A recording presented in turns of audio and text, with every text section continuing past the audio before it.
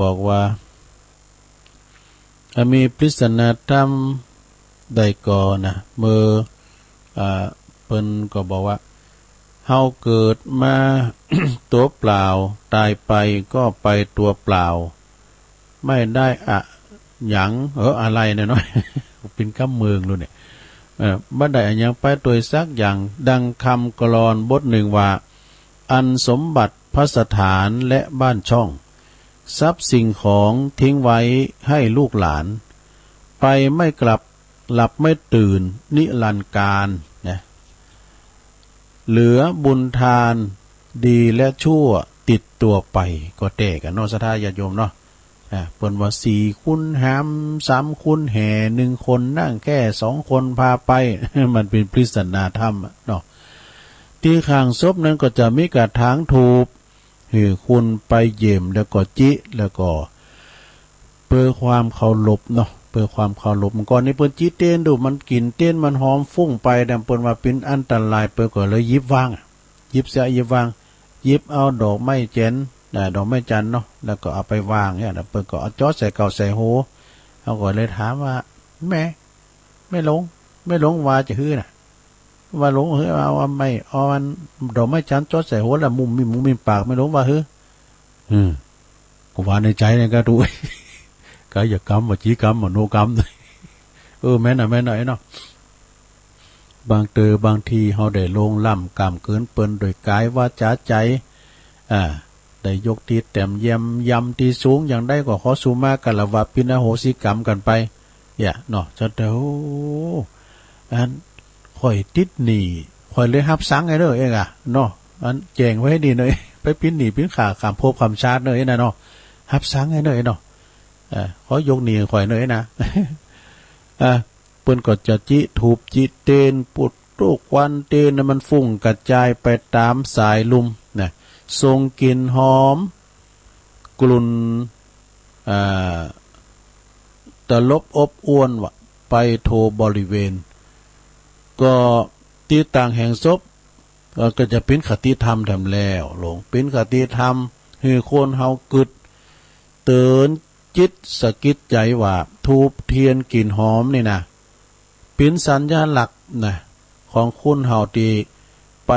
เริ่มหยังไว้พองเป็นสัญญาหลักนี่เฮาตายแล้วเปิ้นเสียดายนี่นะเป็นหยังเป็นสัญญาหลักนอกจากคุณงามความดีมีศีลมีธรรมตีใดประพฤติปฏิบัติมาเข้าวัดเข้าว่าอาบน้ำฟังธรรมใส่ซ่าเข้าจังหันรับตาภาวนาก็นะเนาะช่วยบ้านช่วยเมืองช่วยวัดจะว่าก็เป็นคุณดีของสังคมแล้วเนาะก็เปรียบเสมือนกลิ่นหอมของถูบแล้วก็ดอกไม้ กลิ่นดอกไม้นี่มันหอมนะดอกนะแต่ว่าคือกลิ่นแห่งความดีกลิ่นของคุณเฮานี่คือตีลงแล้วผ่านมานี่เฮาเป็นคุณดีก็คือกลิ่นของแห่งความดีมีจือมีเสียงยกเปิ้นยกยองสรรเสริญแม่จะจากไปนะนานแสนนานตรงกันข้ามคุณที่บ่มีคุณงามความดีนะจำจิหิวาดาปอตีเมกาทำเกเรก็นะเนาะเดินนอนกับพี่น้องจะบาดก็เหมือนกินทูบที่บ่มีกลิ่นนะที่มันมีกลิ่นกินทูบนี่นะมันมีกลิ่นมีกระควันอย่างเดียวนะคุณเฮาก็เกิดมาประกอบโดยกรรมแต่บาปกรรมเนี่ยเกิดมาประกอบแต่บาปกรรมก็ทำความโชว์ชีวิตก็ไล่คานะไล่คาเจ้ากับสมกับคำพังเพยเนี่ยพังเพยทางเมืองเหนือทำแล้วเปิดมาขึ้นน่ะเปิดว่าแกพอกินเข่า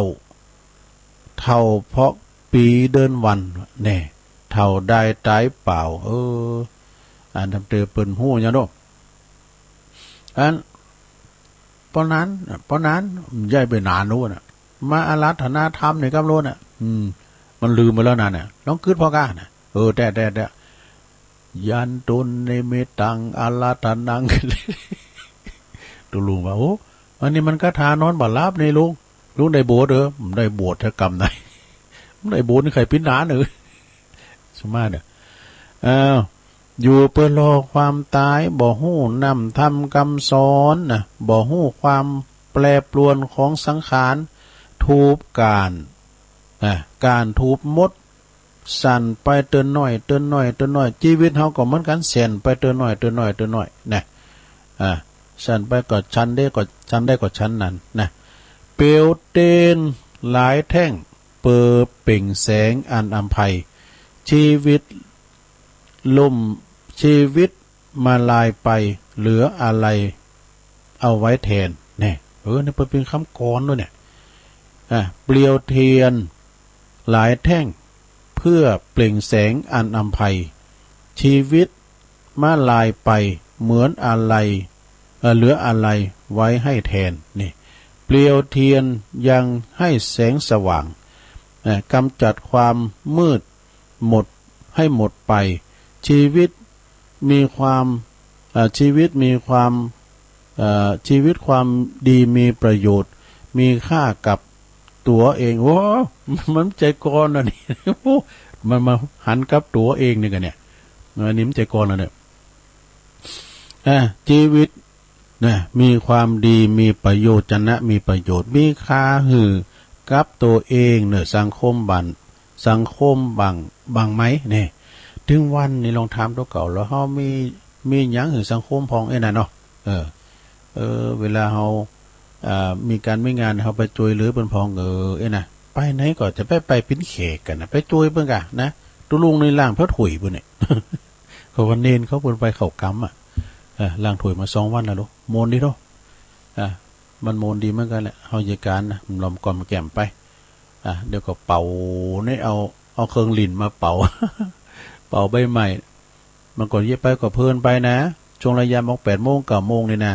กันไปโทรหาถึงได้ยินมันเครื่องเป่ามันสะเทือนจ้ะแต่มันโมนก็มัน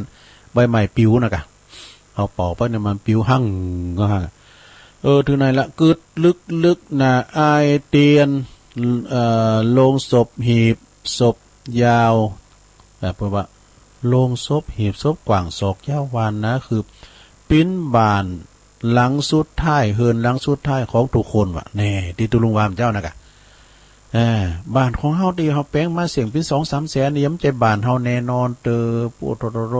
ลองกะลองหาหมดลุมหายใจกะปวดห้ามลงไปลุมปูนห้ามลุนอนกะลางบนในที่สุดก็ไปสูงเฮาตึกหานอตึงป่าจ้าเนาะมีเงินมีคำสูงตึกองยามีลูกมีหลานสูงตึกป่าจ้าเนาะหอเฮือนเดินดำกอนี่ตุลุงยังจำได้นะปิ้นละอ่อนนะสมมุติว่าเปิ้นตายลูกคงยุคคงยานเปิ้นจะเอาขืนเฮินดูเปิ้นเอาไว้ลุมเอาไว้ลุมเฮินก่อนนะเปิ้นถือโลแล้วเดี๋ยวนี้เปิ้นถือ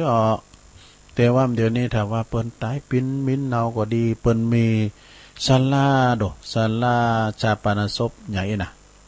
พออย่าเฮาไปลุงเคยไปหับตาลบ่ตีบ้านตุงโป่งวัดตุงโป่งมันเจอตุงโป่งเมืองปานนะตุงโป่งบ้านเนี่ยกะ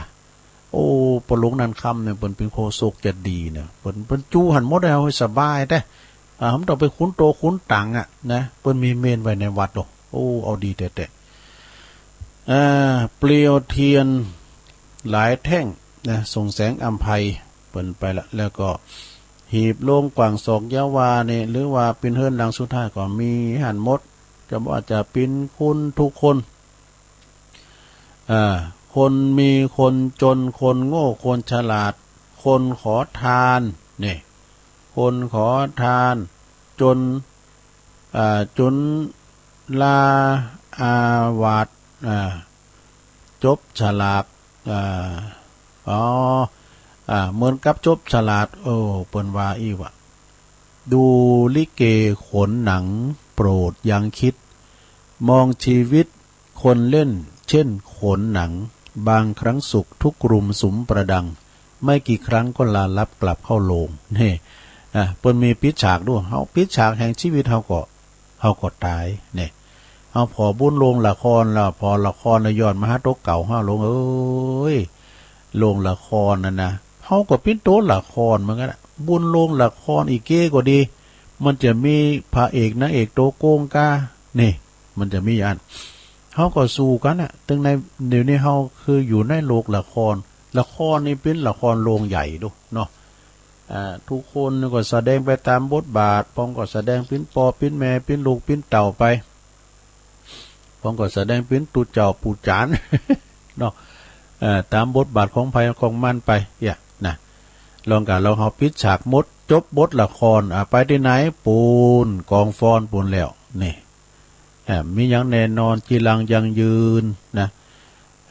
เฮาก็มาจากไหนก็ปาฏิหาริย์สู่คลื่นธรรมชาติน้ำสู่น้ำไฟสู่ไฟดินสู่ดินไปเนาะหลงเหลือไว้แต่คุณงามความดีที่จะได้หลงเหลือไว้ให้เป็นอนุสรณ์ให้ลูกให้เต่ากันต่อไปก่อนนี้บ่ป้นต้องไปนอนลงศพนี่อันนี้นะบันลังสุดท้ายเมื่อมีชีวิตอยู่เกยนอนบันทรงไทยหลังใหญ่โตโออาอยู่ตึกอยู่สี่จั่นห้าจั่นอยู่ห้องแอร์เย็นช่ำอนิจจาวัฏสังขารามีแค่ไหนใหญ่แค่ไหนก็จำเป็นต้องมานอนห้องอันแคบแต่กันเนาะอันแสนจะอึดอัดนะแล้วก็ไผนี่ก็ไม่ไผก็บัดติ้มใจอยากจะอยู่จะทำลืมบ่หือกึดลบหลีกนะลบหลีกก็จะห้องให้ต้องเจอกันหนึ่งจนได้นะจงเจอกันว่าหนึ่งจนได้ดินาสดาพระจะขาดเขียวไปไหนมันจะหลอดขาไปไหนหลงเฮ้ยอย่าเสี่ยงก็มาอิ่มนะแต่ไปกูในความตายนะคะแนนไม่หลงทำปัจจุบันให้ดีที่สุดนะทำปัจจุบันดีที่สุดก็คือว่าเขาก็อยู่ตามศีลตามธรรมนี่กันนะเวลาอันเปิ่นมาหับเขาไปนะเขาก็ยิ้มแย้มแจ่มใสไปโดยความที่ว่าโดยความภาคภูมิใจเนาะไม่เห็นบางพองก็ไม่เห็นลงศพไม่หลั่งน้ำตาหิมจบแล้วนะตุลุงมันวาดแสกตังนองได้หรอนาทีมันจบท่านเจ้าแล้วก็ตันสาธุชนทุกคนทั้งหลายตีลมการทำบุญอุทิศบุญกุศลให้กับผู้วายชนไปนะก่อกรรมอันเป็นกุศลที่จะนำพาไปสู่สุคติสู่ความสุขความเจริญตึงภพนี้แล้วก็ภพหน้าอย่าลอดจะพลัดวันประกันพุงอันปิ้นตีต่างแห่งความประมาทก็ขอให้ดวงวิญญาณของอันเหล่าญาติกาวงศาเฮาเนาะอันนี้ทำเอาไว้นะไปสู่สัมปรายภพเบื้องหน้านั้นเนาะอันปิ้นภพที่เฮาต้องการไปก็ดีนะอันที่เป็นความปรารถนาของเจ้าทุกประการแสดงพระธรรมเทศนาเรื่องกลิ่นทูปควันเทียนมาก็พอสมควรแก่การละเวลาก็ขอสมมุติหยุดที่ลงปุงไว้เพียงเท่าอีเอวังก็มีด้วยประการฉะนี้สาธุสาธุสาธุจบไปสถาญาติโยมทั้งหลายอันนี้เป็นถ้ำปากเนาะสถาถ้ำอู่เนาะก็คือว่าอู่ไปเฮาแทรกไปได้กันอย่าว่าอันเฮาทำสาธโวนั่นนี่เฮาแทรกไม่ได้เนาะอันนี้ตุลุงก็เอาคำกลอนมาแทรกพองนี่นะเนาะเอาคำกลอนมาแทรกพองปิ้นสีสันนะคือมันคล้องจองกันไปนี่ขอบคุณทางตุอุ้ยเขาเนาะตุอุ้ยเปิ้นก็ส่งน้ำทำคำสอนมาขอบคุณพี่น้องตังไฟเสาหินเด้อเสาหินสีโบบานนะ ได้รับของแล้วเปิ้นสูงมากเนี่ยเนาะทั้ง2 นาทีจะถึงตี 4ก็อุจจาปาใส่กันไปก่อนศรัทธาญาติโยมทั้งหลายสิ่งที่แน่นอนพ่อแม่เฮาคือเทวบุตรเทวดาของลูกของเต่าทั้งหลายบุญคุณของปอของแม่ก็มีนักนาป้าป่านอย่างเฮาแสดงทำไปเฮาตานเป็นเก้าเป็นกันเป็นอันตานทำไปหาปอหาแม่ก็เป็นการดีที่สุดเวลาปอแม่เฮาก็ย่ำตายนี่สิ่งที่เฮาตัดแต้นปอแต้นแม่มได้3อย่างความจริงมีหลายอย่างนะย่นย่อมาได้3อย่างคือว่าโอ้ยอีปออีแม่เขาทะลงพยาธิโลกามาได้2 ปี 3 ปี ปีนี้เจ้าข้าเจ้าจะเต้นเจ็บกำนี้นะจะเต้นเจ็บให้ปีนมันขมได้มันเจ็บเต้นกันบ่ได้นะโอ้เวลาถึงเวลาตายจะตายเต้นก่อนปอก่อนแม่ขมได้ถ้าเหมาะซะนะเนาะแต่ทั้งอย่างหนึ่งจะใจกำเต้นปอเต้นแม่ขมได้กำนี่ก็กำไผมันเนาะกำไผกำมันบางพองก็ได้มาเสวยกำนี่เป็นคำกลางๆในหลวงเด้อคำกลางๆแปลว่าหยังก็คือกรรมดีก็คือว่ากุศลอันกรรมบ่ดีก็เรียกว่าอกุศลกรรมนะกรรมขาวกรรมดำเนี่ยนะสนาญาติโยมฉะนั้นเวลาเปิ้นหยาดน้ำไม้ต้านเปิ้นภาวนาแล้วกล้ามทางกายนะเปิ้นจะแผ่เมตตาหลวงแผ่เมตตานี่เปิ้นบอกว่าคือแผ่คือโต๊ะเก่าก่อนวะคือแผ่คือตัวเองก่อนเปิ้นว่าไหนตอนแรกกุตุลุงก็ลืมไปพอหนังสือเนาะเนี่ยอาหังสุขิโตโหมิเนี่ยเปิ้นว่านะเป็นบาลีนะซะนะอาหังสุขิโตโหมิขอให้ข้าพเจ้าจงมีความสุขนี่ใครไผก็ใครสุขเหมือนกันนะลงเนาะอาหังนิทุกโหมิขอให้ข้าพเจ้าปราศจากความทุกข์ไผก็ไข่ปะทุกข์ไข่ปะสุขแล้วเนาะอาหังอเวโลโหมิขอให้ข้าพเจ้าอย่าได้มีเวรกับผู้ใดเนี่ยไปก่อกรรมกับตำเวรกับไผเนี่ยลงเด้อไปว่าละอ่อนนี่มันดื่มจืมจำนะตัวลุงนี่จำจุนเนี่ยก่อนในตัวลุงเขาจะไปแอวงานเนี่ยจะไปแอวงานก่อนไปมีรถโดยสารนะรถของหมูก่อนมันงานต่างบ้านโดตัวลุงจำได้ว่าตัวลุงได้จะตั้งไป2 บาทน่ะ2 บาทก่อนอเมริกานะ จะไปแอวงานต่างบ้านโดตอนนั้นยังจำความได้นะกับตาเนี่ยกะพอสิวตานะนางอยู่บุญราคาน่ะลบผมเหือเป็นเก็บตังค์โดเก็บตังค์กับรถ แล้วก็เดียวคุณหนึ่งมันขึ้นมาเนี่ยแล้วมันจะเจ้ารถน่ะเฮ้ยไอ้2 คนน่ะมาเอาสตางค์มาอะมากวัดเอาสตางค์ดี2 บาททั้งตุลุงน่ะกวัดเอาคำมือนะกวัดเอาไปด้วยเราเฮายังจำได้อยู่ด้วยเดี๋ยวยังจำอยู่นะ มันจำมันจืดเนี่ยแล้วเพิ่งกดตายไปแล้วอโหสิกรรมไปแล้วเหรอเนาะอาหังอเวโรโหมิขอให้ข้าพเจ้าอย่าได้มีเวรกับผู้ใดนี่อาหังอภยาปัชโชโหมิขอให้ข้าพเจ้าอย่าได้มีความพยาบาทเบียดเบียนกับผู้ใดนี่อโหสิกรรมนะหลวงเนอไปมันอันเนี่ยปล่อยวางอาหังอนิโคโหมิขอให้ข้าพเจ้าอย่าได้มีความทุกข์กายทุกข์ใจเลยนี่อาหังสุขิตาอาหังสุขีอัตตานังนะอาหังสุขีอัตตานังนะขอให้ข้าพเจ้าจงมีแต่ความสุขกายสุขใจนี่ปริหารามินี่เป็นวาโลดกันอาหังสุขิอาหังสุขีอัตตานังปริหารามินี่นะขอให้ข้าพเจ้าจงมีความสุขกายสุขใจรักษาตนให้พ้นจากทุกภัยอันตรายทั้งสิ้นเทินนี่ลงเนอตัวลุงงานแผ่เมตตาเป็นของตัวเก่าทุกคนแล้วนะ เนาะ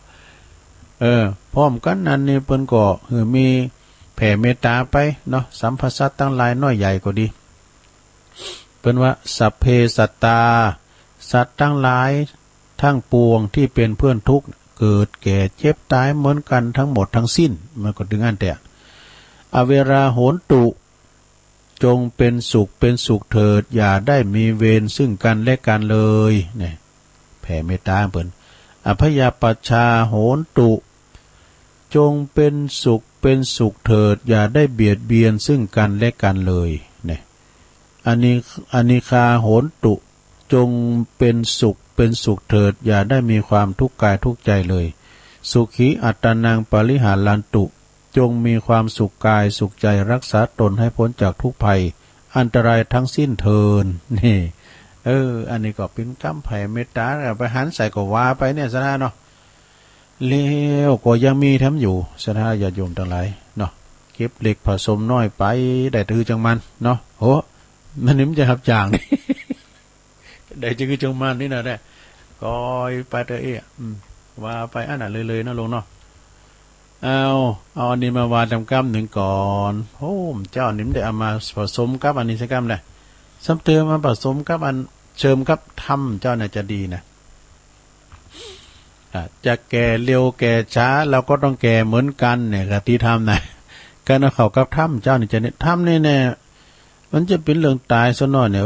เอามันเราพอเป็นวันเรื่องปิ้นเรื่องตายกลิ่นทูบควันเทียนเนี่ยโอ้เนื้อหาสาระเปิ้นดีเนื้อสะท่าเด้อเนื้อหาสาระเปิ้นดีเป็นน้ำทำคำสอนนะเกี่ยวกับเรื่องกายใจของเฮาเนี่ยนะมีความบัดแน่นอนในสังขารธรรมมีการแตกดับไปเกิดขึ้นไปก็เป็นธรรมดา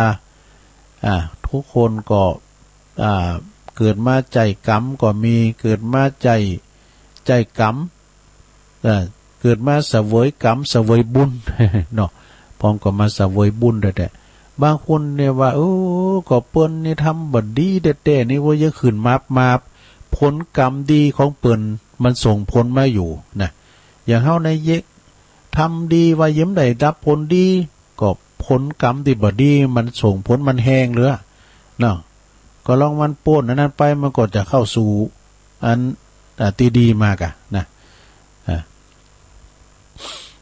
กติธรรมเปิดก็ถึงว่าจะแก่เร็วแก่ช้าเราก็ต้องแก่เหมือนกันนี่วันนี้จะแก่ไปทั้งวันนี่แล้วสะท่าเนาะเจ้าตุลุงมาตี3เดี๋ยวนี้ตี4กับ5นาทีแล้วแก่ไป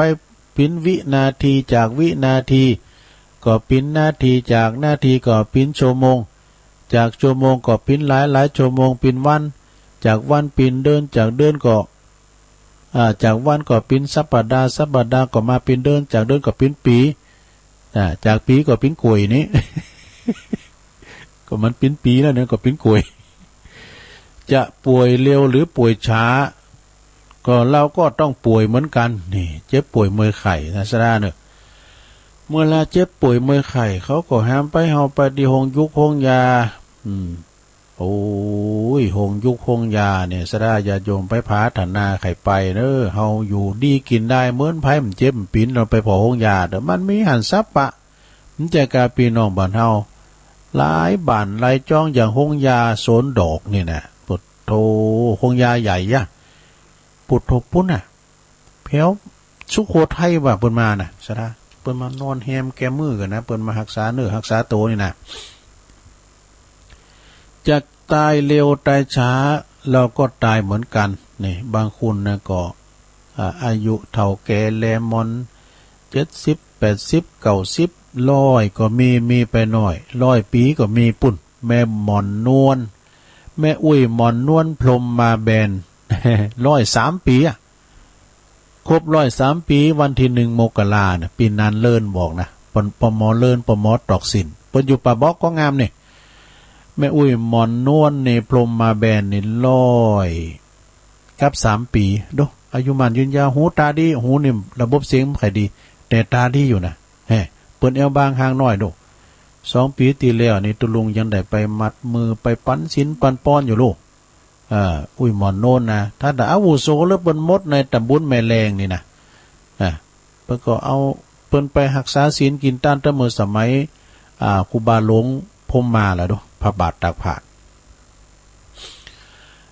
แล้วก็จะจากจ้าหรือว่าจากเลี้ยวเขาก็จากเหมือนกันนี่จากเคินตีเกยอยู่จากอู่ตีเกยนอนจากมอนตีเกยหนุนตุลุงจังหวะจากบุญที่เคยได้กระทำจากกรรมที่เคยก่อจากน้ำบ่อที่เคยตักต้องปัดพักจากที่อยู่ที่อาศัยไปมกับลับตื่นฟื้นมีนิ่มป้น ไปว่าเขาลามมาที่นี่นะบุญเฮาที่เกิดมาในโลกหลาสงสารเนี่ยมันมีพบมีจากมีพลากมีเจอเนาะแปลว่าแก่เลี้ยวแก่จ้าก็ถึงแก่เหมือนกันป่วยเลี้ยวป่วยจ้าก็ป่วยเหมือนกันตายเลี้ยวตายจ้าก็ตายเหมือนกันจากเลี้ยวจากจ้ามันก็ต้องจากยามเป็นย่อมเห็นน้ำใจจากกันตอนตายย่อมเห็นน้ำตาเนี่ยเปิ้นถึงว่าโดสั้นยาว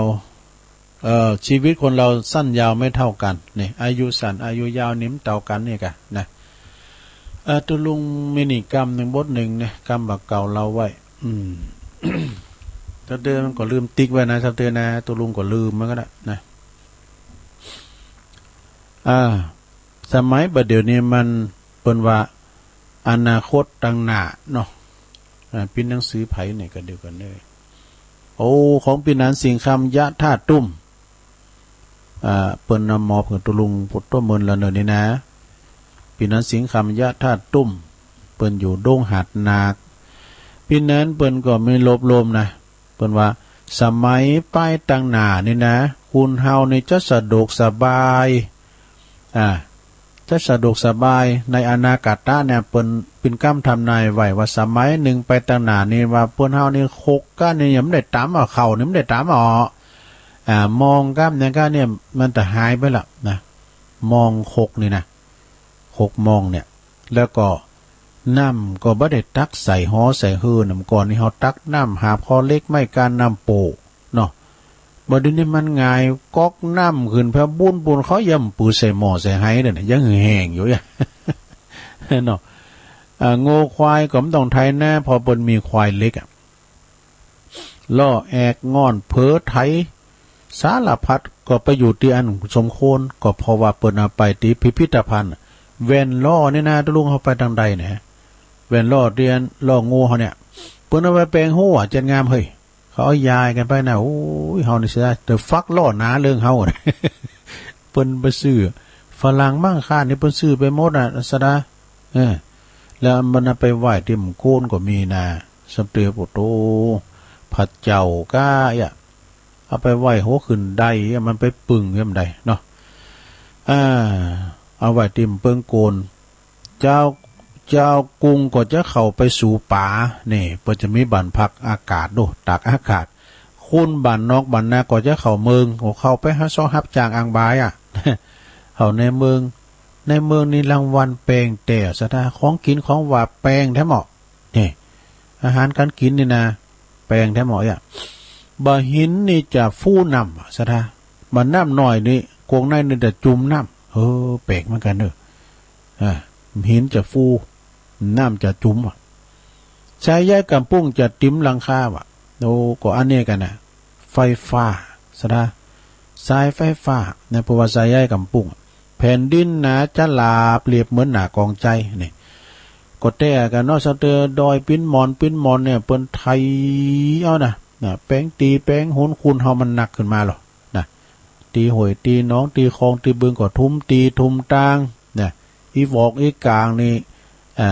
จะไปขุดหูอยู่ตางทุกสายก็บ่มีคุณเตียวป่าเฮวจะมนเหมือนป้อยดู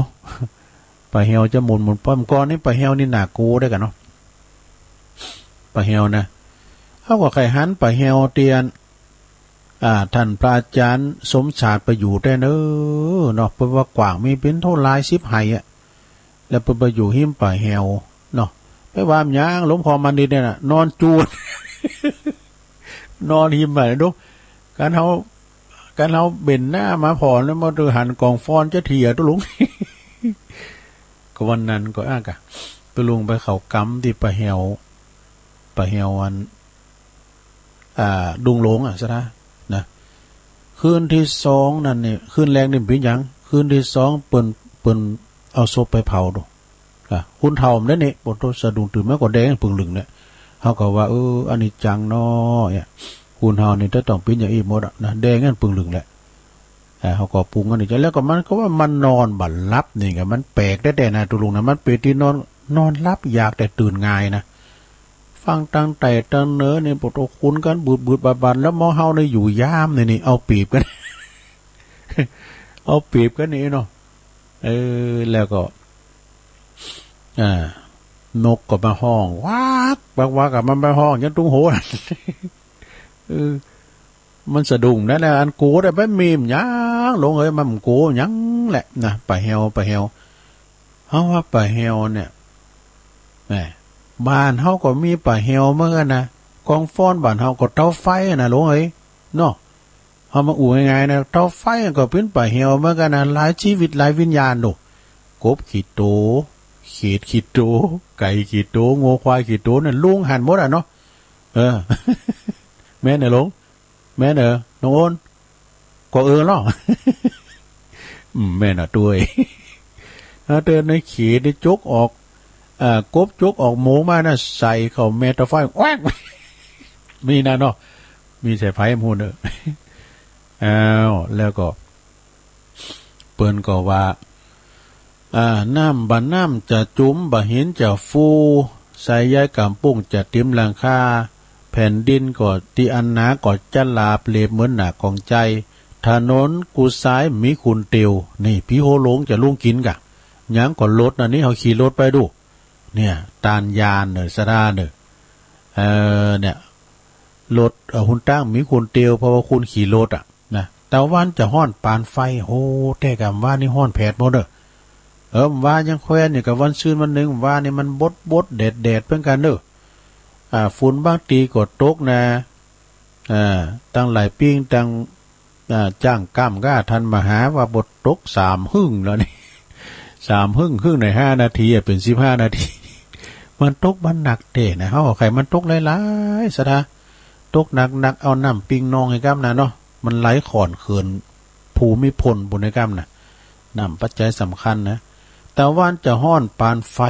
นี่คุณจักโศกเศร้ากับภัยความตายโลกห้ายจะลุ่งกินคุณหันน่ะลงให้ระวังนะลงเนอะใส่เม็ดให้นะลงเนอะกินจ้อนห้อนกาเอาไปกินจ้อนที่ไหนกินห้อนจ้อนกลางล้างมือนี่ใส่หน้ากากใส่หน้ากากอนามัยใส่หน้ากากก็ดีไปอย่างซะได้แล้วเขาใส่แว่นเนี่ยให้มันดีนะซุปหมูนะให้มันหูจักนะแต่มันเนี่ยดีตอนนั้นขึ้นไปสวนมนเต็นเนี่ยนะซะได้คุณก่อนนักเราอยู่บุญจุดเด่นเนี่ยสวดมนต์ไปกระหำใดมันไปจะหูเยอะแต่กระน้อมใดนะบทสวดนั้นหอมใดไปมันจะหูจะหันน้ำเดี๋ยวนี้เขาเห็นหอมแล้วเฮ้ยก่อนนะเฮาวานทุปทานสมาเนี่ยทุพานเป็นสูตรมุนสูตรอภิธรรมเนี่ยกุศลธรรมะกุศลธรรมะเดี๋ยวเปิดมีเพลงแล้วมกรากุมภามีนามีอะไรมันได้เห็นเฮานะมกรากุมภามีนาเมษาก่อนนี่นั้นเป็นตัวใหม่หนูตัวปอเป็นตัวใหม่เนี่ยไปสูตรอภิธรรมตัวเปิ้นกุศลธรรมะกุศลธรรมะมกรากุมภามีนามันลาเหมือนกันดูแอมกั้มตัวปอมาเหมือนกันมาทำแล้วบ่ตัวน้อยหมดนั้นบิดล้างตำแล้วนี่เอาสูตรพุทธทำแล้วเนี่ยวันวามใดก็ว่าดังเนี่ยนะตัวปอกุศลธรรมะกุศลธรรมะเอาสังกูมาเอาใส่สุมาเนี่ยที่อื่นวันนั้นจะบันเทานี่ถึงไหนคุณเฮาในโลกไล่จะล่วงกินคุณวะนี่พ่อแม่จะทนเผาลูกหลานเนี่ยเปิดว่ามาก่อนไปลุนเนี่ยมาลุนไปก่อนนะเนาะใช่ไหมปีนแผ่กันไปมาจะแลเนี่ยเอาจบว่ากันไปซะได้ตอนนี้ก็จะประกาศข่าวสารงานบุญครูบาอาจารย์นี่กันเนอะซะได้วันพุกนี่เราเนอะซะได้เนอะตีวัดแพะโป่งเริ่มใจถุงโป่งนะถุงโป่งเมืองปานบนนี้มันก็วันพุกเหมือนกันวันนี้เหมือนกันนะถุงโป่งอันนี้ที่วัดแพะโป่งตำบลเหล่ายาวอำเภอบ้านห้องเปิ้นก็จะมีการออกเม้นพระราชทานเพลิงศพนะท่านพระครูศรีหะธรรมรัตน์พระครูศรีหะธรรมรัตน์ด็อกเตอร์เปิ้นจบปริญญาเอกนะตัวลุงสิงแก้วเนี่ยวชิระธรรมโมเปิ้นเป็นอดีตเจ้าอาวาสเป็นอดีตตีปรึกษาเจ้าคณะตำบลเหล่ายาวเปิ้นเป็นอดีตเจ้าคณะตำบลด้วยนะตัวลุงแล้วก็เป็นอดีตเจ้าอาวาสวัดแพะโป่งตำบลเหล่ายาวอำเภอบ้านโฮงเปิ้นได้ละสังขารไปเมื่อวันที่26 มกราคมปี63ปีแล้วเนี่ยบัดเดี๋ยวนี้เปิ้นก็มากึดจะออกเม้นพระราชทานเพลิงศพเด้อวันพุกนี่ก็เป็นวันที่20เปิ้นก็จะได้อาราธนาสรีระสังขารอันไหลดวงวิญญาณของตุลุงไปสู่พระศาสเม่นใหม่จะลากพระศาสพุกเนอสถานพุกตุลุงได้ไปตอนเนอปลงนี่ก่อน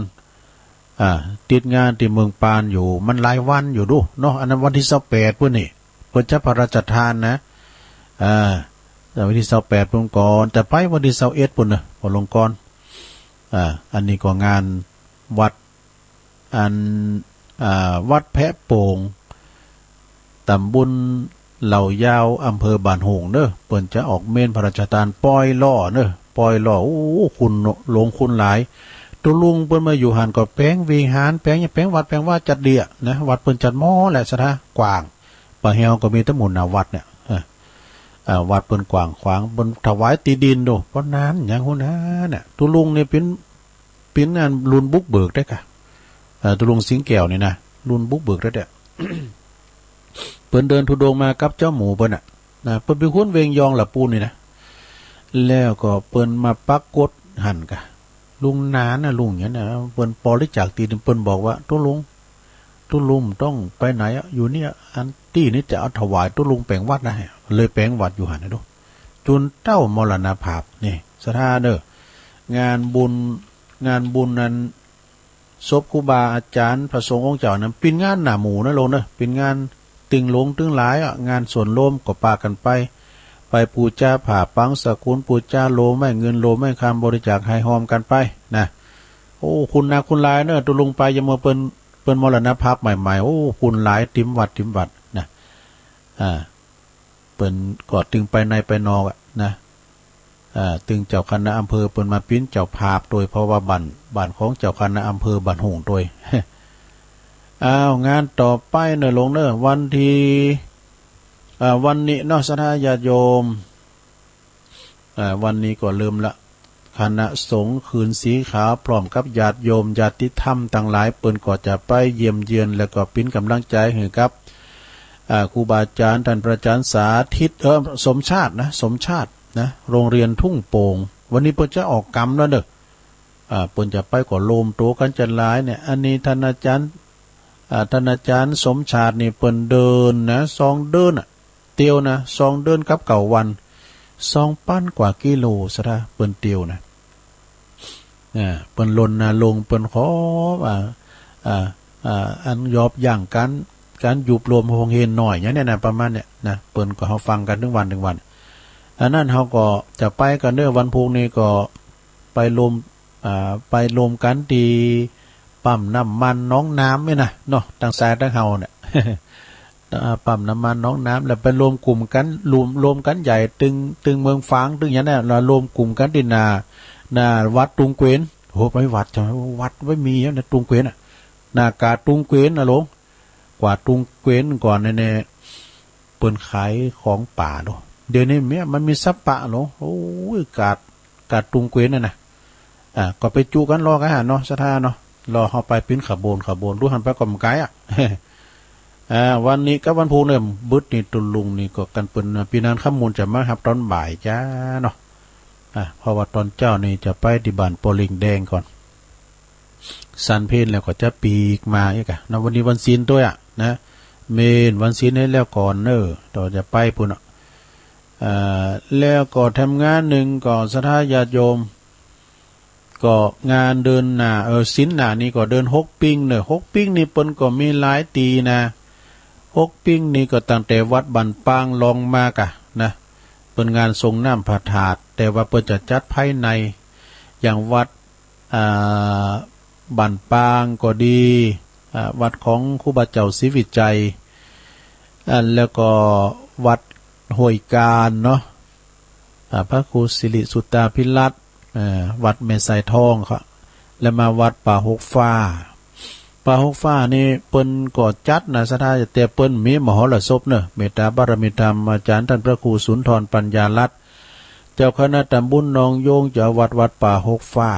นะเปิ้นก็จะมีทรงน้ำพระธาตุกูอธิคุบาอุ่นเฮือนอินทวิชัยโยนี่ซึ่งเป็นอดีตเจ้าวัดป่าหกฟ้าเปิ้นก็จะเริ่มตั้งแต่6 โมงกึ่งเนอะ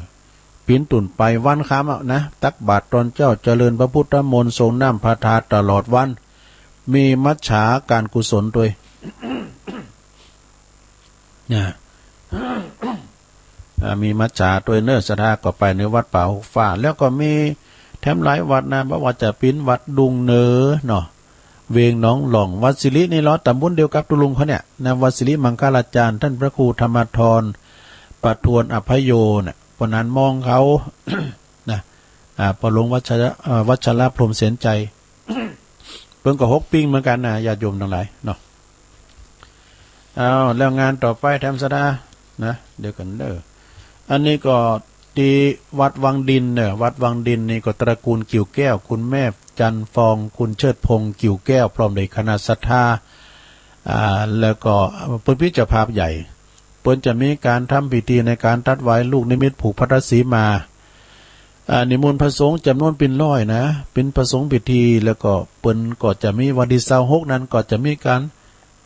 พุทธาภิเษกสวดมนต์ตันด้วยสวดมนต์ตันด้วยแล้วก็มีเทศน้ำเทศธรรมหยังต่างๆมีสวดเบิกแคมมีกับโกนเขาติบกันหลายอย่างลูกมาเมื่อเจ้านะประมาณ4 โมง 5 โมงเปิ้นก็จะมีเบิกพระเนตรนะไขตาพระเจ้านะแล้วก็ทำบุญกันตลอดวันจนถึงเวลา 13 นาฬิกาของวันที่ 27ก็พระสงฆ์ท่านนั้นจำนวนหิมลอยเปิ้นก็จะมาเป็นสักขีพยานนะมาหัตถบาทแล้วก็มีการตัดไว้ลูกนิมิตผูกพระสีมากันเป็นลำดับต่อไปที่วัดวังดินเนอะท่านพระอธิการลุ่งโลดอาภัสโรซึ่งเป็นเจ้าอาวาสแล้วก็ตุปีแก้วเขาปหลงบัญชาใจพยักเขาเนาะก็ไปกินไปตานกันงานนี้เปิ้นมีแข่งบ่อไฟวันที่25เนอะแข่งบ่อไฟดอกสเปนเนี่ยนะบ่อไฟลูกหนูโดยมีซอจันติ๊บจอมตองพร้อมคณะโดยเนอะซองฟังวันคำเอาทำงานเนี่ยนะสดาญาติโยมทั้งหลายทำงานนี่ก็ที่วัดดอนแก้ววัดดอยแก้วเนอะวัดดอยแก้วนี่ก็เปิ้นถึงประเพณีเปิ้นนะซึ่งก็เปิ้นจะมีประเพณีในการที่ว่าเจริญพระพุทธมนต์หนึ่งในประเพณีประจำปีของวัดดอยแก้วอบรมสมโภชพระพุทธสมโภชพุทธาภิเษกพระพุทธรูปเจ้าอันสำคัญของอันประจำวัดดอยแก้ววันที่27ปุ่น27 กุมภาพันธ์เปิ้นก็จะมีประเพณีของเปิ้นนะพุทธาภิเษกที่วัดดอยแก้วลายเนี่ยนี่จอมต้องเนี่ยนะซึ่งก็พระท่านพระมหาอภิชัยกิติยาโนตุปีมหาบินเนี่ยพร้อมด้วยคณะศรัทธาวัดดอยแก้วก็ไปกินไปทานกันโอ้ยวัดดอยแก้วนี่งามเนี่ยวัดใหญ่นะซุ่มประตูเปิ้นก็งามปหลวงบุญตันเขาแปลงเหมาะที่วัดดอยแก้วเนอะแล้วก็มีทำงานหนึ่งนะศรัทธาญาติโยมทั้งหลายวันที่19แล้วก็ถึงวันที่21วันนี้ถึงวันผูกวันฮือนี่นะกุมภาพันธ์นี่ก็จะมีงานปล่อยหลวงเทาะกุฏิที่วัดอินทคินเนเวลุคามป่าซางข้างกับที่ทำการอำเภอป่าซางวัดอินทคินนะศรัทธาเพื่อจะมีตานกุฏิหลังใหญ่2 จั่นนะแล้วก็เปิ้นจะลองเทาะเด้อศรัทธาไปกินแปะตานด้วยกันนะไปกินแปะตานกันแล้วก็ทำงานหนึ่งก็เปิ้นจะมีงานที่วัดแม่ปานวัดแม่ปานตำบลช่างเครื่องอำเภอแม่แจ่มเปิ้นจะออกเม่นพระราชทานเพลิงศพท่านพระครูวิโรธพดุงศาสตร์นะในระหว่างวันที่28นี้ก็เปิ้นจะอาราธนาศพขึ้นสู่พระศาสตร์เม่นใหม่วันที่24วันที่4นะฮะวันที่4มีนาก็เป็นวันพระราชทานเพลิงศพเนาะโอ้อันนี้ก็เป็นงานปล่อยหล่อทำแล้วเนอะที่วัดแม่ปานตำบลช่างเครื่องอำเภอแม่แจ่มนะแล้วก็วันที่21ก็ไปปักกันที่วัดเจ็ดลิ้นนะลงเนอะวันที่21ตัวลุงก็ติดซอยหอยตามพระครูไปพระครูอภิวัตนวิกรมเพิ่นจะไปกล่าวสัมโมทนกถาวันที่21 กุมภาพันธ์เนอะที่วัดเจ็ดลิ้นเพิ่นจะมีตอดผ้าป่าห้องน้ำโดยแล้วก็ไปมุทิตาวันเกิดอาจารย์มหาวิษณุจารุธรรมโมโดยเนอะนะแล้วก็งานของตุลุงจันแก้วก็เสร็จจากวันที่21เมืองแรงก็จะเข้าไปเนาะที่วัดแพะโป่งเอาละสดาญาชมทั้งหลายลงเลยเวลามาลุงก็จะเปลี่ยนบรรยากาศนะลงเนอะจะเปิดสายนี้ไหนนะใครอยู่ที่ไหนตั้งใดจะโทรมาเช็คคืนเช็คนี่ก็โทรกันเข้ามาเด้อโทรเข้ามาที่เบอร์ตัวลุงเบอร์เก่าเบอร์เดิมนะฮะเบอร์ของคุณเฒ่า089 955 6506เปลี่ยนบรรยากาศโทรกันเข้ามาในลงเนอะ เป็นกันเองเจริญปอนเจ้าไหวพระเจ้าใหญ่น้อยกิการกฎตามกฎระเบียบนะเจ้าเตว่าปน้อยก็จะบอกหน่อยเนาะคือว่าใครเว้ยนะเจ้าบอกคือเราอ่อนเขาทำมือนะเจ้ากดเหล็กเดียวนะเจ้าจะลุงด่านกดเหล็ก8เหล็กเดียวเนาะแล้วก็อาจารย์ว่ายงกดเหล็ก7เหล็กเดียวนะเจ้าเนาะแล้วก็ทำใจนะเจ้ากดเหล็กเดียวมันเว้ยดีนะเจ้าบอกธรรมะเก๋คนบอกสุนตานบางคนพานบอกว่าอยู่ดีใจอนุโมทนาก่อตึงใดอยู่ดีใจบ่ต้านก่อได้บุญบอกธรรมะเก๋คนบอกฟังธรรมช่วยแนะนำบ่สนคนใจหนาซึ่งบ่สนบ่ฟังบ่ศรัทธาคนจิตหนาบอกไปก็ไล่ผลบอกธรรมะแก่คนบอกไปวัดมันติดขัดมีการงานก็หลายความจริงแล้วไปวัดก็อยากไป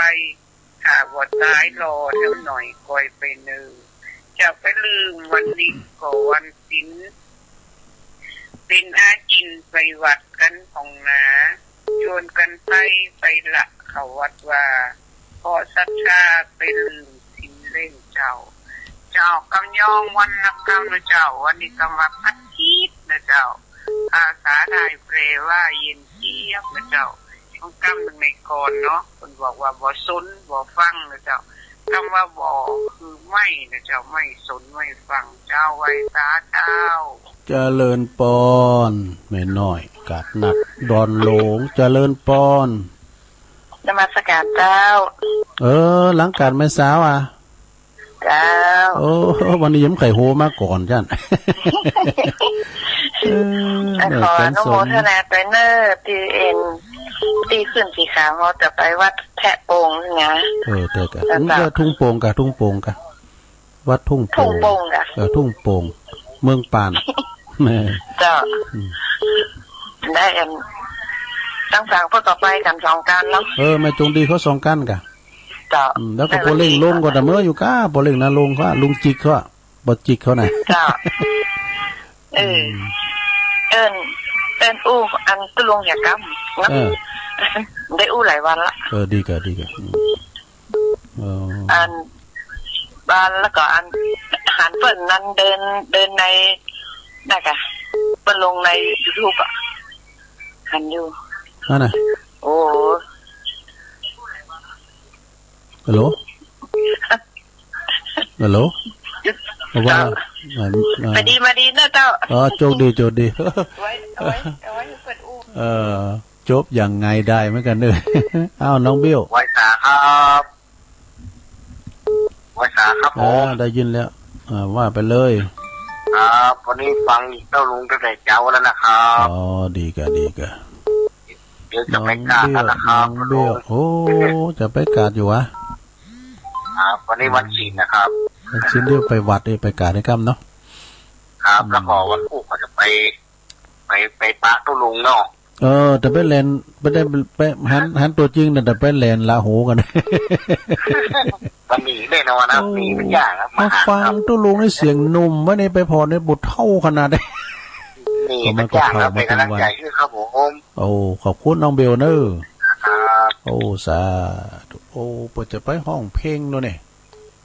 เปิดจะไปห้องเพลงเนี่ยเจริญปอนไปจ้าลุงแม่เพลนะหมอก้าเจ้าแม่นะเจ้าแม่เพลคนสู้ชีวิตเอาว่าไปแสงไฟสว่างตาแสงแรกสว่างใจ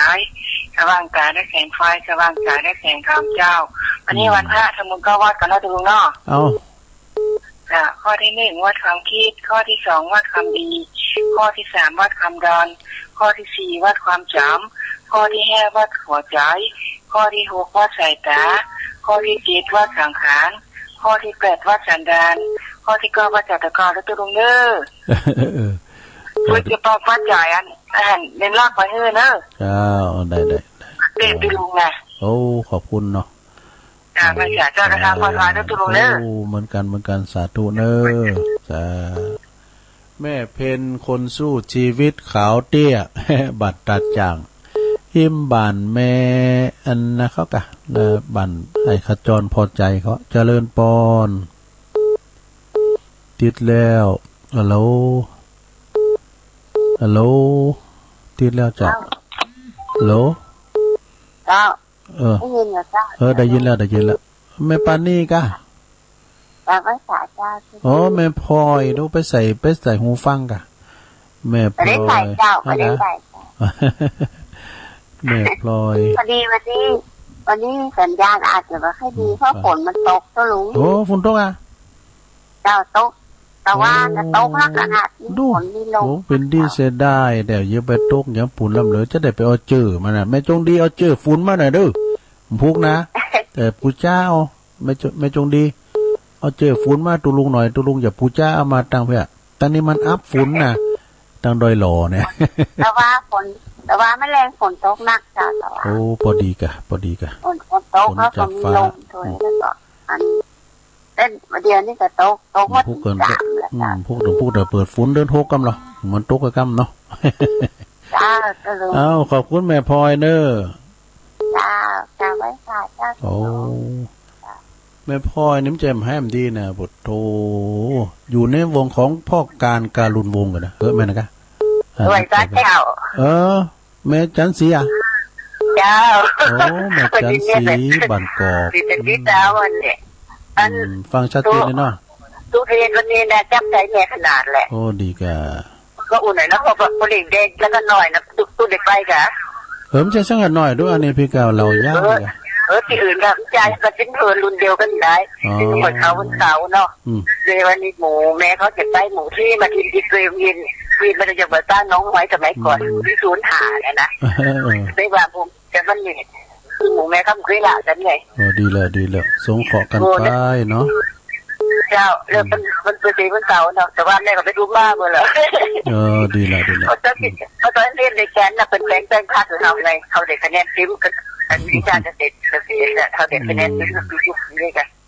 เป็นสองแทนเป็นคือไม่เหมือนว่าหูเพราะว่าก้อนเนาะเขาโทรอาจารย์นี่ค่ะโทรอาจารย์แบบแม่พันโทรมากันเลยแม่พันบันกอกอ่ะจะเล่นแดงที่เป็นคล้ายวิญญาณนี่แล้วก็หน่อยเนี่ยรวยคนหนึ่งนะเห็นนี่ก็ได้นี่ได้อย่างนี้ก็ได้อย่างขอบคุณแม่จันสีหนักๆเด้อที่โทรมานะโอ้สาธุนี่บันกอกเห็นกันเนาะอยู่ยาวไม่ได้ไงวันนี้เตาโคกอ่ะอันนี้คุณเตียวขึ้นร้อยเขาว่าสบายอ่ะนะขึ้นร้อยแล้วแม่ที่เด็กไปซ้างเมื่อไหร่ประชุมใหม่อ่ะปรากฏยกลำธารเนาะไปนอนวันคืนนึงไปเตาหาปิดเตาโคกแต่ในคงจะปิดมาตันอยู่เย็นจนนะคะผมพาประธานเดี๋ยวขึ้นร้อยอ่ะเคยห้อยคุณบ้าเนี่ยนะแม่น่ะ26เนาะเจ้าคุณตรงมาจากดีเนาะ26โอ้แม่ใส่ทองธัญแก้วว่าฮือก็สิทธิ์พระบาทเหมือนกันเนาะแม่คุณโยมพรเขาเนี่ยป่าเสา26นี่เปิดเตี้ยวขึ้นดอยด้วยตัวหอยคูบาดพระบาทตักผ้าเจริญปอนว่าจ้าตุลุงอันนี้ทางใดจ๊ะตั้งหนองจ้างคืนโอ้พี่น้องจ้างคืนได้ปนนั้นยังปนนั้นยังนานแปะโอ้จื่อเน็ตขนาดดูจื่อไล่ขนาดนั้นนั้นแปะอ่ะครับน้องจ้างพอดีพอเล่งสมจิตแสงผึ่งทางคุณอ่ะปนโทรมาบอกว่าโทรนมัสการตุลุงพงกะไปฟังได้กะเนี่ยคุณยอมเหมือนกันนะฟังตุลุงอยู่อ่ะโอ้แล้วก็อันตั้งสปุงลงปีนปู่จานแล้วก็รัดฟังอยู่นี่วันนั้นสวนอ่ะสปุงได้ปนานเหล็กปนานลองปนานเหล็กปนานลองเขาเนาะสปุงดีกะโอ้ลูกมาจากเจ้าวันนี้ฟังเพลงดาวเหนืออยู่ไหนดีกะได้มนนมัสการตุลุงเลยครับรายงานครับผมสาธุขอบคุณพี่นั้นแปะเด้ออีกะเป็นละกันกะโทรมาพร้อมกับคุณยองเหมือนกันอ่ะยองอู่แล้วแพทย์อู่เจริญปอนไว้สาเจ้าตุลุงโอ้แม่จันเลื่อนใสพุทธโรของสเบงอันยิ่งใหญ่ค พรุ่งนี้ลมพลคนขึ้นสีขาวใจเป็นหนึ่งเดียวเนาะใส่ชุดขาวไปหน่อยแม่จันเด้อเจ้าตุลุงก็ใส่ชุดขาวไปมันก็แหละไปมีให้ได้หรอสูเหลืองได้กันเนาะแม่จันเดือนไทยนี่กะขาวก็เหลืองอ่ะเนาะแม่น่ะโธ่เขาเพิ่งติ้มสนามห้องเฮน่ะเด้อพวกน่ะ40กันก็400แล้วน่ะแม่แล้วก็รถปิกอัพทำดูรถส่วนตัวไปทำดูเนาะนี่เป็นไทย50ปุ่นละค่ะเป็นรถส่วนตัวนะโอ้คุณมีพริกกึ่งปั้นบ่เนาะโธ่ไปกินไปตานกันเนาะผูกได้หูจักละมึงเป่ามึงฟังที่ไหนมาลงหูจักกันบ่ดอกไผไข่หันน้องบิวมาพอเด้อปวดโตเป็นว่าคุณรูปหล่อคุณหนึ่งว่าขาวโจโลว่ะน้องบิวแต่เป็นพระเอกไผไข่หันแม่จันแม่จันเนี่ยปวดโตเปิ้นเป็นคืนสีขาวรุนแรงแล้วรุนบุกเบิกก็แล้วนะแม่จันเนี่ยกองสะเบงแล้วแม่เดินเพ่นเขาก็มาอยู่เนาะจ้าออกไปตัวกันน่ะกะตึงเงินไม่อำลาเขาเป็นครูเขาอย่าไม่จันทาก็ลดกันเดียวกันอ๋อดีกะเนี่ยตุลุงนี่ได้หลุดหน้าไปก่อนตอนบ่ายนี่ก็กันปีนั้นข้อมูลมาก็ไปนี่ไหนแต่นั้นได้ขี่รถไปไกลแล้วโอ้ยโมนตอนปีตัวกันเนี่ยอยู่กะก่อนนั้นเนาะเอาเปิ้นวาน่ะนะเปิ้นหือปิกก็ปิกด้วยเปิ้นหั่นเนาะเกินมือปีกกันนอนน่ะคือนั่งนั้นนี่ยังตีอยู่นี่ยังว่าตุลุงเลยเนาะห้างไว้ก่อนนะเด้อห้างไว้นะเด้อตุลุงนี่มันมีภัยมันมีภัยไม่ขีดติดน่ะมันไปไหนมากดโต๊ะรถจะเป็นของฝากอยู่เลยคือถอดไปเบงแหงบ่ตู้เอาบ่ตู้วีรับรองว่าโต๊ะรถมีที่นั่งล่ะเวไปเวมาแล้วบ่ตู้อาจารย์พระครูบอกว่าไผจะไปทางสายทางอันดอยหล่อพ้องขอฝากตุลุงน้อยปุ๊ตู้เอาในเป็นหนังกลางใต้แหแล้วนี่ไพ่มันมีนะมันขี่ตกรถนะตัวลุงโอ้ได้เอาปูดำด้วยปูดำนี่ไปเนี่ยพอลงบัดว่าโอ้มันไหวก็ตู้ปูดำกันไปตกอยู่พุ่นแล้วไปได้เตียวมาเนอะได้กันนะได้กันเนาะโอ้แต่อาจารย์สมชายเปิดเตียวถึง2เดินเหรอดู2,000 กว่ากิโลตัวลุงก็เตียวมาได้หรอเอาไม่ได้เกินวันเย็นนี่นะจุลูขอบคุณแม่จันเนอนี่กับสถานผูกเจอกันแน่นอนเนาะไหว้สาครับรอแต่เจ้าล่ะไหว้สาครับครับไหว้สาครับผมไหนหลอกกินมาเข้าล็อกทุกปีตั้งแต่เขากบใส่สุมาเตอร์แต่แอมกันเนอะกี่ที่ตุลุงพูดเรื่องอันยึดวางการเป็นการตายนี่นะครับผมถ้าไปเอาศพให้ก็แล้วแต่เนี่ยอุ้ยคนแก่คนหนุ่มเนี่ยลงนอนประสาทวันที่ต้นดาเมื่อแรงเนาะตาเขาจะไม่พอที่หูภาพที่คนเอาทำเป็นนั้นนั่นน่ะเป็นพวงที่คนเขียนนำหน้าเนาะถ้าพอในร่องในโรงแล้วนะมันเหมือนเพลงไม่ไหลมาได้ชอบเพลงอย่างปงสังขารแต่ว่าเพิ่นเฒ่าในสมเนี่ยอุ้ยเนี่ยอายุ80 ปีเขาก็ยื้อพอฟันเกินปีน้องเมื่อหมดเนี่ยแค่ผู้มีเกียรติไม่เกินหรอกเรือคนที่เพิ่นมีจิตอาสาเทียนอยู่กับศพกับสารนะ3 คนโอ้บ่มีวงอย่างอื่นเขาก็เลยเอาข้าวต้มข้าวหนึ่งเอาเมี่ยงเอาไปเปิ้นถ้าคนเหลวพอเนี่ยโอ้มันเป็นอย่างเพลงปรุงสังขารจะแจ้ลูกเตะตะกี้เนาะทีนี้เขาก็มานึกว่าสักวันนึงกูต้องไปนอนเถาไอ้ตึงๆก็บอกพิจารณาเป็นสุภะเนาะเอาเป็นว่าผู้ใดเนาะอย่างเงี้ยเอาพอแต่คือนี่เหมือนเพลงอะมามันหอนตกมันห้องมันทำใกล้เนาะผมมาข้ามมันนี่ได้หันไฟว่าแบบหน่อยแต่เป็นต้นสุดแล้วเป็นละปีกันละ4 โมงปลายจะ5 โมงก็โหลเปิดปิดกันหมดมันนูเท่าเนาะตึกขนาดนั้นตึกอันน่ะบ่ตึกก็ขอเจ้าลงอ่ะกะหัดใจที่ทำความดีไว้เนอะสายสุดเมตตาพระวนาเจริญตามไปใจวันนี้วัน4 วัน 5เนาะ8 ค่ำแล้วนะแม่น่ะ8 ค่ำวันนี้แล้วไหนดูทำตุลุงก็จะไปเมืองปานบ่เนาะครับไปเมืองปานผมก็ส่งจิตส่งใจอนุโมทนาบุญเป็นยังเขาก็เดินเขาก็ไปปักกันปุ้นดอยนางแก้วเนาะจ้าเนี่ยดอยนางแก้วนั่นแน่ตั้งโทนเตือนปักตาคื ขื่อนเนาะกับตังเขื่อนกับตังเขื่อนในกวงถ้าทุกลุงหลงตังมีรถนะวันผมจะรถไปหับที่เจซ้อนนะเนี่ยที่ตรงเนี้ยนะที่ปีสุเพชรบอกตะวันนะคือดอนเลยถึงตอนยังเลยต่อรถไปหมดอ่ะกูไปเตี้ยแล้วก็ค่าจำตังก็ได้เนาะลุงต้องกลัวมันต้องตกรถเนาะโทรศัพท์นี่ก็เนอะถ้ามีละแหงหมอมาแล้วว่าตังก็จะส่งไปไหนจะลุงเลยโอ้โปลิงใหญ่ลูกอ๋อสมจิตสมใจให้ทุกคู่ทุกคนเนอะถึงจุดมาไปทางเนอะถ้าลุงมาแอวบ้านผมมาได้ผมจะตาไปพอหูคลิปเพิ่งขยายคนเท่ากระจายตายเนี่ยนะมันถึงภาพแท้ๆแล้วนะเพิ่งขยายหน้ากว้างเป็น4-50 นิ้ววนเปิดมาที่สนาไทยเนี่ยมันเขี้ยวลังงั่งอ่ะลุงคนตายงามแหละที่ปิดหน้าข่าวจะร้อนแล้วเนาะที่หูข่าวสบู่ก้อนเป็นร้อยกระตื้อนะโป่งเห็ดเจ้าเอาเว้ยสาธุอนุโมทนาเนอะทุกปีสมเพชฟังวันนี้นะสาธุโอ้ไหวสาครับหลวงพ่อมานิถาวโรเนาะเจริญปอนกาไว้สาเจ้าแม่สมพัฒน์อ่ะเจ้า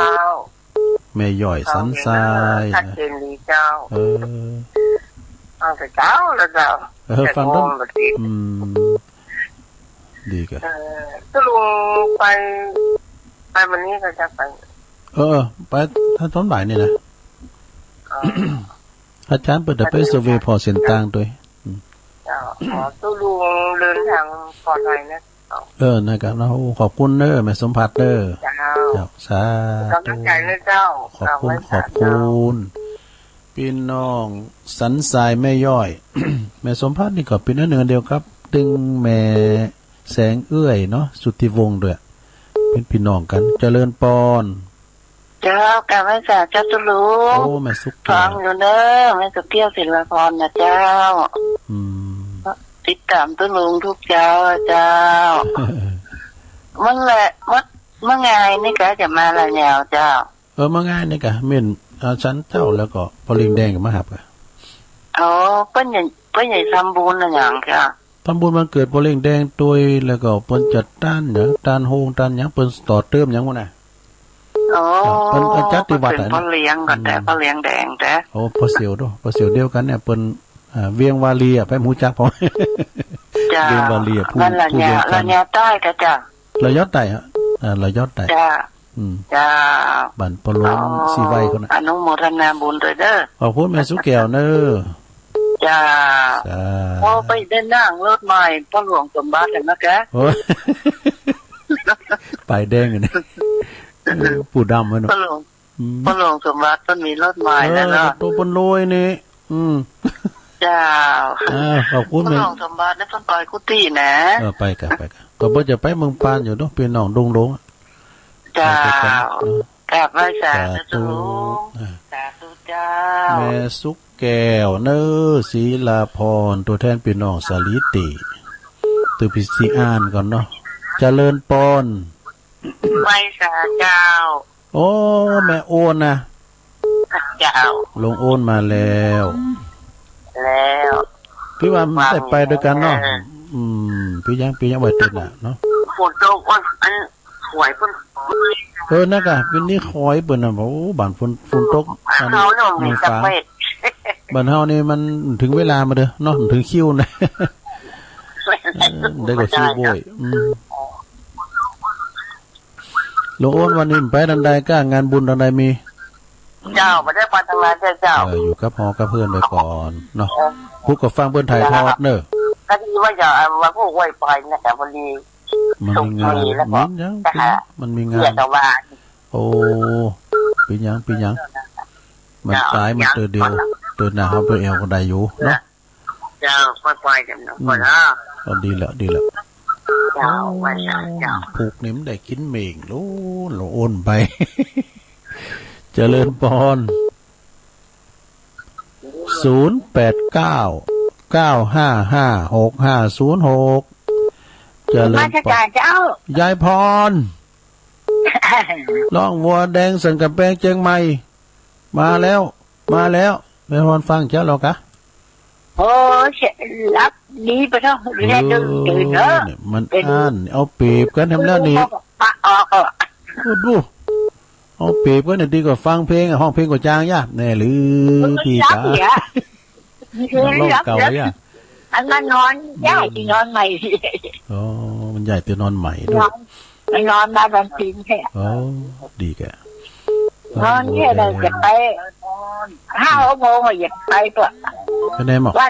ตรงทงทองอ่ะ เนี่ยลาบุญเหมือนกันเนอะยายพรเนี่ยนะนักล่าบุญเหมือนกันเนอะ ถ้าแกจะไปอันนี้เป็นยกจะฝ่ายอ่ะ ประยุกต์จอฟ้านะ ตรงทองเลยสิเจ็ดอ่ะ ไปเด้อไปได้ไปปิ้นเตียวได้ไปปิ้นก็ไปเนาะแข้งขาเฮาดีอ่ะยายพร ไปด้วยต้นนะกะ ยายพรก่อนก็ปิ้นนักร้องย่าห้องเพลงอย่างนั้นน่ะคุณหมอค่ะ เอ้านี่ก็เป็นหมอกะถ้าไถขอเงินเจ็บคอหมอคอมาเลยเนาะหมอโหนดปิ๊บมันบีบกันดีกะยินดีแม่พรยายพรได้ลายเนอะยายพรเนอะสงสัยไฟอ่างแล้วว่านี่เต้นใจกรรมนี่ว่าเพื่อเปิดออกรายการโทรมาอยู่ใจประจานยักษ์คำเนี่ยนมัสการเจ้าเจริญปอนนมัสการเจ้าอันนี้ก็ตั้งบันทิเสียนพระเจ้าแดงเมสุภาลักษณ์ฟังเนื้อเจ้าลุงชัดเจนดีดีแกสุภาลักษณ์สันพระเจ้าแดงเป็นลุงเขาจะไปกินไปการให้ไปร้ายกันนี่ให้โมนเนาะโอ้กันไปร้ายเนี่ยโมนนะมันลูกินหลุดตานเนี่ยเขาถึงเสียได้จะตั้งเนี่ยลูกินหลุดตานติ๊กๆอ่ะตัวลุงก็จะเขียนซองยังไหวตั้งแต่เฮิรนเนี่ยตั้งแต่วัดเนี่ยแล้วก็ไปมันง่ายดีมันต้องไปกังวลอย่างไปถึงก่อตานลงก้นหลายเดินทางในความปลอดภัยไปดีมาดีผู้คนเป็นยาวสาธุแม่สุภาลักษณ์เป็นหือปอนแหละขอให้เดินทางโดยปลอดภัยเนาะเจ้าขอบคุณเนอะแม่เนอะเจ้าทิ้งกำลังใจนะเจ้าไหวสาเจ้าเส้นพระเจ้าแดงสายต่อไปเบอร์300ตันใดจ้าแถมแรงบื้นก็มาฟังพระอาจารย์เอาหลักคำเด้อพระอาจารย์เอาหลักเปิ้นก็จะมาจัดที่วัดปากตางเจริญพอตุลุงก็ต้องปิดสถานีทางบุญเจริญปอน เจริญปอนติดแล้วอัลลาฮัลโหลไหว้สาเจ้าเจ้าลุงแม่สีทอนนู่นนี่แม่สีทอนวันนี้ม่วนที่แต่เพลงแต่เพลงม่วนขนาดนั้นดีกะแม่สีทอนมีแสนเมาด้วยน้องโบเจ้าฟังแต่เจ้าแล้วเนี่ยฟังไปติ๊กเนอได้ยินกันเนี่ยได้ยินกะก็เดี๋ยวก็ฟังพระครูแถมเนาะเจ้าขอบคุณแม่สีทอนหนักๆเด้อเจ้าสาธุเจ้าประการมันเป็นความสุขอย่างหลวงพ่อพระครูหลวงพ่อนิวิตศิลสังวรเปิ้นว่าการโทรมาติดเปิ้นก็โมนอกโมนใจแล้วไผก็ไขโมนเนาะไผก็ไขโมนเปิ้นโทรมาติดก็โมนอกโมนใจตุลุงก็เอาใจตัวไหว้สาครับท่านอาจารย์ครับนมัสการครับผมอาจารย์นิพนธ์ได้ยินนะครับได้ยินครับอาจารย์เอาปัจจัยใส่ย่ามไปตัวเด้อถ้าเกิดเขาไม่มือมาก็เดินเหมารถก็อย่างว่าใส่วินมาได้เหรอก็อย่างว่านะผมก็เบี้ยน้อยหอยน้อยครับเป็นอย่างโทรหาผมก็ได้เดี๋ยวผมไปรับบนดอยแปะเมืองเนี่ยข้ามเมื่อวานนี้อำเภอแม่อ้อนน้อยเดียวนะครับเมื่อวานนี้รถคอรี่มาก็ว่ารถโควิดเดินมาข้ามแปะเมืองมาทางแย่ซ่อนนั่นก็ได้เหรอใกล้ดีครับออกวัดแม่ตะไคร่เลยสมัยก่อนผมก็เดินไปแถวนั้นล่ะเขาเรียกว่าแปะเมืองครับเดิน3 วัน3 คืนถึงนะครับดูข้าวกับนมัสการครับฟังอยู่ครับโอ้ขอบคุณพระอาจารย์เยอะแยะเลยครับขอบคุณครับโถพระอาจารย์นะพระอาจารย์นิพนธ์คนโคราชเจริญปอนเจ้าไว้สาเจ้าตุลุงมาแล้วปุตโรมือในมาหยอดก็ดีใจแล้วเนอแม่เอื้อมไพรชัยยอมจากโรงฤาษีเดินทางปลอดภัยเนอไปให้ตกรถนะตุลุงมันกี่อันใจที่นะ มันภัยมันติด เจ้าเจ้า ต้องเจ้า ไว้ แล้ว ใส่ เนาะ เจ้าที่ โอ้ ลุง ขอบคุณหลายๆเนอะแม่เอื้องไพรชัยยองเพิ่นอยู่ดุ้งฤาษีเนอะเจริญปอน ไว้สาธุลุ โอ้ ง มาแล้วนี่อันผู้รักผู้ใหญ่เฮาเด้อ โอ้บ่ได้ไปกับเพิ่นตุลุง ก็เขานี่ไม่ได้ไปแล้วเนาะ ก็งานตุลุงโอ้ยงานขาวดำนักนะก็ว่า ปีหยังงานปีงานตายเอากันไว้ก่อน ไป2 ปีก็บ่รู้ ปีหยัง เอาเลี้ยง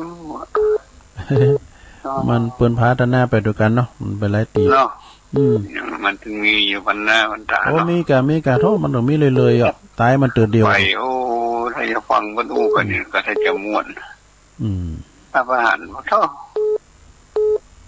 เพิ่น เอาไว้สาธุลุงเด้อ โอ้ขอบคุณปอเนอร์สา ร่าง ธุ ใจ